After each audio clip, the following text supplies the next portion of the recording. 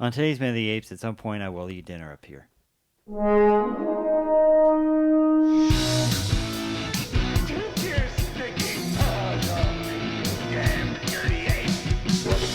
Divine bomb. Hey, I'm a good human, and a dead human. There is fire, there is smoke. Now, fight like a minute of apes. A minute of the apes. A minute of the apes. A minute of the apes. Yeah!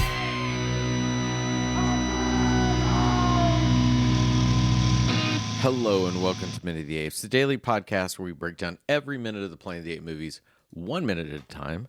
I'm Todd, and my dear friend across from me, Sean. Talking about eating dinner, because every time we finish one of these movies, at least the three of us go to share a meal together, and we might have some alcohol and whatnot. And usually, in fact, always so far, we've eaten in Dallas proper. Yeah. I live in the suburbs of Dallas. Sean's comment there is like, because we're establishing already, is like he wants to finish so we can eat down there. I'm like, you realize we have good restaurants in the suburbs, and it is not just chain restaurants. In fact, I can drive to Dallas and find as many chains anywhere as. Oh, yeah. Trust me, they're all over the place. So that's what that was. Is Sean just giving me a little bit of hell because for whatever reason he loves to put down the suburbs, though there are great places around here. So I already told them the next time in the next movie we are eating here. We will be celebrating. In fact, we'll post some pictures out of. I actually made you guys eat somewhere other than Dallas itself. Okay. Richard never fights me about that. Richard's halfway working right now. He's halfway working. Working. I think he's Fully always working? halfway working. I'm all the way working. All right. Enough of all that. We spent so much time on that last minute. Can we do the same with this minute? Oh, good luck. All right. Wow. Minute 93. Sean, tell us what's going on. We're going to start at minute 93 with Estella Warren and the other humans looking in disbelief, and ends with the rest of the apes charging into battle. All right. Here it comes. Minute 93. Estella Warren making it happen in Tim Burton's Planet of the Apes.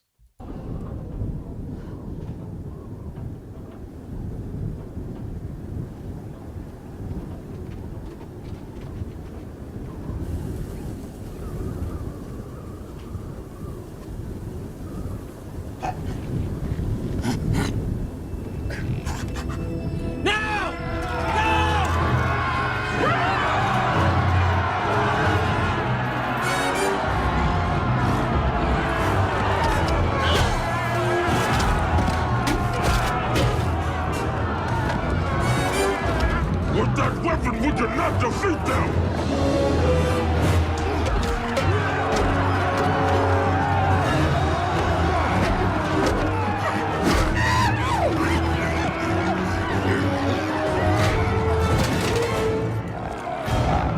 I'm tired of this human!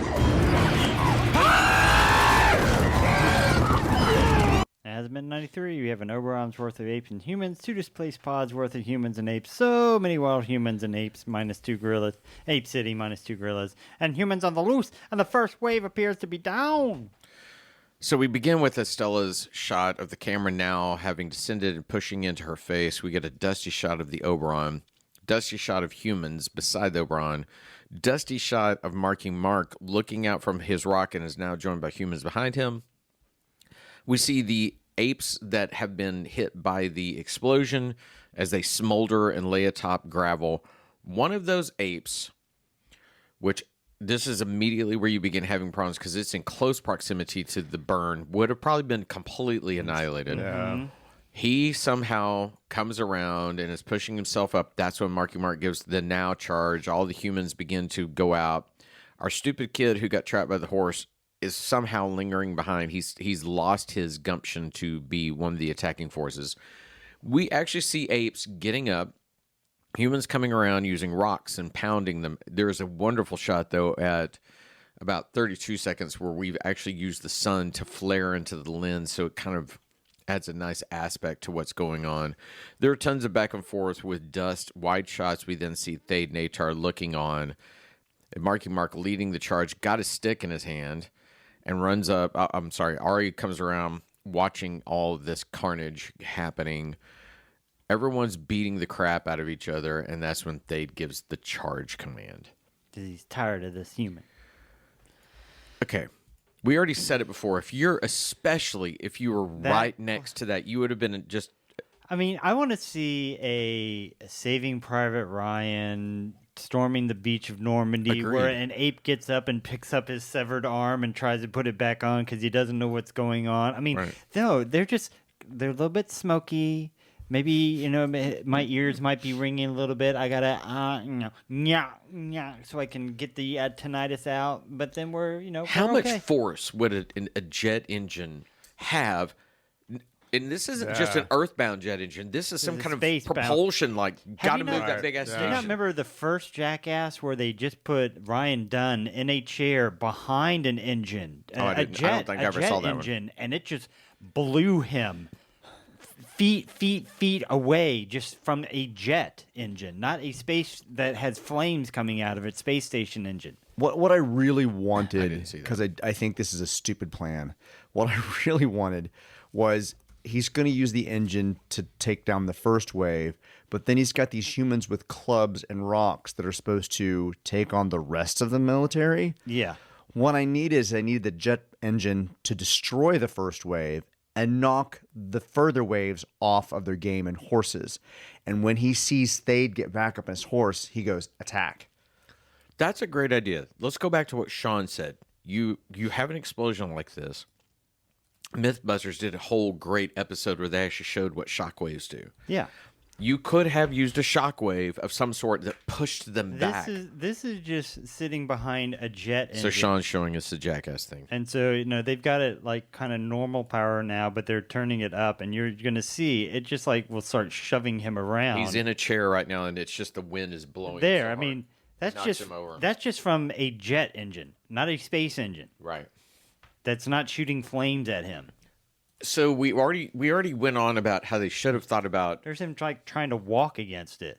Those people, and especially when we saw people flying what looks like hundreds of feet in the air, those people should be dead, first of all, just from the hitting the impact ground. of the ground. But Yeah. but the concussive force should have liquefied everybody up close. Especially right by it. For these people to be laying on the ground to where you can see the Oberon right behind them. Yep. Now, lenses can make you look closer and further from things, so fine. But don't give me the shot of the Oberon and I can see them. They would be dead. Yeah. Right. They would be There should be nobody skeletal close. Yeah. remains at best. But then we get all this thing that is his plan, because going back to what Richard said, the leftover people that and are laying to there. what Richard said, you know there's a bigger force back there, and now you're exposing yourself. Yeah, Right. so they just know don't run straight at the quarterback, go to the sides. I mean, I would even like to see Marky Mark bluff at this point, like step out and go, "Come on!" Yeah. Like I got because That would be even. Yeah, exactly. Atar is like, we can't approach him because of this. Why was we can't beat him because Why of is his he not weapon, out there yeah. scaring them? Why isn't he And smart have enough to know have that? some of the army leave. That's a good Have idea some too. of them flee. They're afraid. You know, That's a great yeah, idea. Yeah, if he saw his army starting to break up and he goes, I'm tired of this human. I'm leading the charge myself. Yeah. All these little elements would have made this believable. Right. But instead, what I never understand, let's go back to Saving Private Ryan. That movie is so smart in that a futile attack, these guys are just decimated, picking up limbs to put it back together. You have the Tom Hanks character that eventually, once he shows in the tinnitus, goes away from him. Again, your point. He's able to lead a charge. He's able to see, we've got to move. That's a logic within its scene. There is no logic, because I'm now taking my force. I'm doing the flip of the storming of beaches of Normandy. I'm now taking my army into the mouth and knowing it's going to just be killed. I'm exposing these Right. humans. I know Right. Richard hasn't finished it, but have you watched any of History of the World Part 2? I watched one, and I'm not going to finish it. They had a scene No, that it is cracks me up. They have one scene that is storming the beaches of Normandy, and one guy gets sick and throws up. And they're like, "Oh, you got to keep it together, guy." Another guy gets sick and throws up, and another one's like, "Why are you getting sick?" He's like, "I had the chicken last night." Another guy, "Why are you getting sick?" "I just have a weak stomach. When I see somebody else, and just everybody's throwing up in the boat." I'm sure there are funny moments, and the one part, what's his name? That was on Silicon Valley and was also in Eternals. Kumail Nanjiani. Thank you. His moment when he's doing the whole tantric set, that was pretty funny. I laughed at that one. Oh, we're just gonna steal the idea, right? Yeah, just I thought that was funny, but then there were other parts where I was just like, could this seriously be over? It's awful. Oh, you have to. That is exactly why it's funny. Is because they're just all of Mel Brooks's stuff. Is that you get like 3-4 golden moments, and you get a lot of just really stupid stuff that just ends up being moronic. I'm like, okay, this is funny. But what I like about Stephen the original Douglas' one is dickhole. there's still charm to it, and I just don't think there's the charm in this. We can save Anyway, this for sorry. an in between. Let's go back to Okay. Apes. And that we are desperate to talk about something because here's the problem with this entire minute. There is no tension to where I care about a single person here. I don't care that they need to win this battle. I don't. And we're going to spend the rest of this week Talking about a watching, battle. touching on characters that we know. What's Tybalt doing? What's Ari doing? What's Krull doing? What's Dana doing? What's the kid doing? And to the point where I'm like, I don't have sense of them working together. I have no sense. Yeah. This is a battle for battle's sake because I don't understand the final of the originals. I understood. It's still that's budget's cut, there are problems, but I understood what the humans kind of wanted. I understood what the apes kind of wanted, why they needed to fight. I don't even understand at all what these people kind of want, or these apes want. And he didn't. I mean, not that we need like a complicated, like training 5 minutes where he shows the training the humans how to like Fight. march in a line and fight. But It would have helped. there's no sense of what the goal here is. Well, I mean, okay, so why is he waiting for the apes to wake up to go and attack them? If they're down, I mean, if you're going to win a war, there's no war crimes here because we're on a planet of the apes. Just walk up and start stabbing them to make sure that they are dead. Yeah. Just go up to everybody before they start moving. Why are you letting them fight back at all? And why also, I realize Ari doesn't care for Thade, but why isn't she shocked at all that they're just going out and killing all her the species? humans, yeah. Let them surrender. Yeah, like stop. Don't you? She needs a reaction. People need. You got it. Maybe that's it. They didn't develop any characters beyond Thade. He has at least kind of a thought process. I don't understand anybody else's needs, wants, and therefore when she doesn't react to it, it's like, okay, it doesn't surprise me. I don't think we see him in this minute, but when we come back to Limbo, I'm like, I don't care what's he doing. I've forgotten about Limbo by now. They didn't. Well, you saw Limbo in the lineup whenever the apes were showing up as an army, and that's been it so far. Did you notice that? I don't think it was intentional, but the unintentional tribute to the Godfather at 30 seconds. Let me see if I can see what you mean by that. You might want to go to like the 27 seconds to set it up. And then Estelle Warren comes up and totally whiffs and misses hitting him in the head with that stick. Oh yeah, she does. That's the Godfather. Let's go beat up my brother-in-law in the street, and I totally miss hitting him. Which is a funny story if you ever read some of the production of that. Apparently, James Caan actually did punch him a few times, and it really got testy. So the fact that he misses in those ones is kind of funny. Which is funny because they made a Clerks cartoon, and in one of the scenes, they parody that scene, and they make sure to have the character that's punching miss intentionally as part of that. You know, that always drives me nuts because that's so easily fixed. Put the camera over to the side so you don't see the point of contact. You change the angle, Yeah. But anyway, I just thought that was funny. That it is funny. Completely whiffed on that one. We also get the movie trope of, hey, I'm the main character. I'm going to pick up whatever weapon I need and run down the battlefield, and nobody's going to attack me. Right. Yeah, he's just running with the football and nobody's near him. I think using Sean's term about that blow to the monkey's head, this entire minute completely whiffs. There's just nothing about it. You literally scroll through it. They look at burning monkeys that somehow wake up and are not incinerated, and also not acting like they're even injured. They're just getting up, and then we suddenly attack.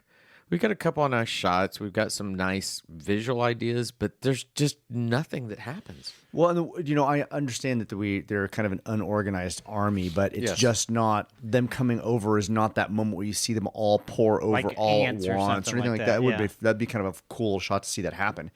it's just kind of a bunch of people running around. And, you know, It is. the whole, we can't defeat this weapon. Well, do you think he's going to fire this weapon with his people standing right in front of it? No. I mean, there's so many logic things. I'm tired of this human. Okay, so let's run straight at him. Well, then also the idea of picking up a weapon. Why didn't we see, I need to create an army, we need weapons. ready Put to these go. together, tie rocks to the end of it. These kind of things. That is such an old staple of these kind of attack The scenes. montage. Yeah. And then there's this giant, we end the minute with this giant ape army now coming in to just decimate the humans, is what it looks like. Well, now, decimate means to reduce by 10%. Okay. Okay, well, completely annihilate. Obliterate. There you go. So, however, they're coming to annihilate. We would have thought the Oberon's engines would annihilate everything. In this worlds of logic, they Well, may that- beat them I up and know. stab They them, might but just, they'll like, still come push back him and be around. okay. Yeah, they'll just shove him around a This little is the bit. Planet of the Apes that never dies. It's the plan that nerfs. That is enough. We went so long on the other one. This one feels like it needs to be shorter. It's 15 minutes. Let's call quits on this and let's move fine. on. I'm fine. All right.